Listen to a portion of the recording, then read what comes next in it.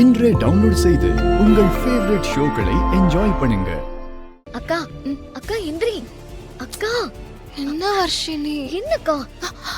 ஐயோ அக்கா, என்னக்கா எல்லாரும் வெளியில நிக்கறாங்க? வா.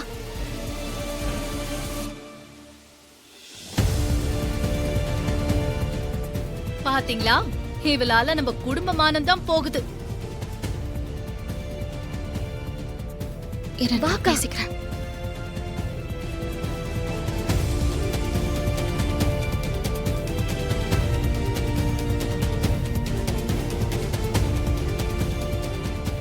இவளால நமக்கு அசிங்கமும் அவமானமும் தான்.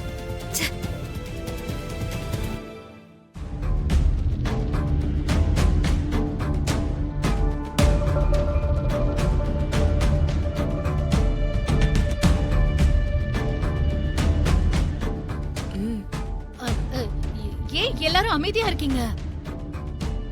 நான் யதார்த்தமா இந்த பக்கம் வந்தா இந்த கருமத்தெல்லாம் பார்க்க வேண்டியதா போச்சு.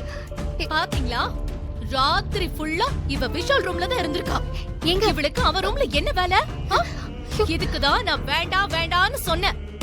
விஷால் ரூம்க்கு வந்து அவனை கன்வின்ஸ் பண்ண ட்ரை பண்ணிருக்கா, அதுவும் ராத்திரியில. ஐயோ, அப்படிலாம் ஒண்ணுமே இல்லங்க.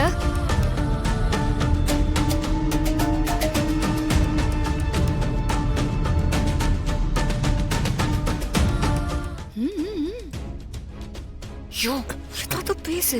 என்ன பேசணும்? அவளை வெளியே அனுப்ப சொல்ல. சம்பந்தி, நான் சொல்றேன் தப்பா நினைச்சுக்காதீங்க.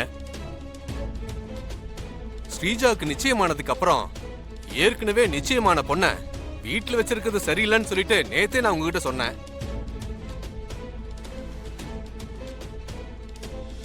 இப்ப பாத்தீங்களா என்ன ஆச்சுன்னு? இந்த பொண்ணு என்ன பண்ணிருக்கு பாருங்க. எங்க நான் எதுவுமே பண்ணல. இசை, என்னம்மா இதெல்லாம்? அத்த, இவங்க சொல்ற மாதிரிலாம் ஒண்ணுமே இல்ல அத்த. நைட்டு நான் என் ரூம் ஜன்னல் வழியா பார்த்தேன். விஷால் அப்படியே நடுங்கிட்டு இருந்தார் அத்த. அவருக்கு உடம்பு சரியில்லை. ஐயோ, ஜுரமா இருக்கும்னு நினைச்சுதான் நான் கிட்ட வந்து பார்த்தேன். அப்போ அவர் உடம்பு நெருப்பா கொதிச்சுது. நெருப்பா? நெருப்பா கொதிச்சுதா? என்னம்மா சொல்ற? அத்த, அதான் நான் மெடிக்கல் ஷாப் போய் மாத்திரை வாங்கிட்டு வந்தேன். ஓ, அவங்க கூட 3 hours ஒன்ஸ் அந்த மருந்து அவருக்கு கொடுத்தாகணும்னு சொன்னாங்க. அதனால தான் அத்த நான் அங்கேயே தூங்கிட்டேன். ஆனா எப்ப தூங்குனா எப்படி தூங்குனேன்னு சத்தியமா எனக்கு தெரியல. பாத்தியா சுபத்ரா, நீ பேசலேங்கிற வருத்தத்துல உன் பிள்ளைக்கு ஜுரமே வந்துருச்சு.